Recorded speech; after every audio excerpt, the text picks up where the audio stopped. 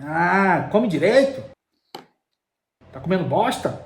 Você também tem essa intolerância ao ver uma pessoa comendo, fazendo barulho? Então você tem o que a gente chama de misofonia, que é um distúrbio, vamos dizer assim, psicológico, que a gente não consegue controlar, que é uma intolerância ao ver uma pessoa fazendo barulho enquanto come. Claro, isso também depende muito da questão de educação também, mas que é irritante, isso a gente não consegue controlar, é algo que nós temos.